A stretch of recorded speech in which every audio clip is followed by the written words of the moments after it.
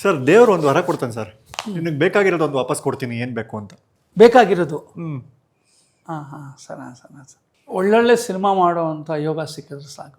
ಹ್ಞೂ ಅದು ಆಲ್ರೆಡಿ ಆಗೋಗಿರೋದು ಒಂದು ವಾಪಸ್ ಕೊಡ್ತೀನಿ ಅಂತಾನೆ. ನನ್ನ ತಂದೆ ನನ್ನ ತಾಯಿ ಸರ್, ನನ್ನ ತಂದೆ ನನ್ನ ತಾಯಿ ಸರ್.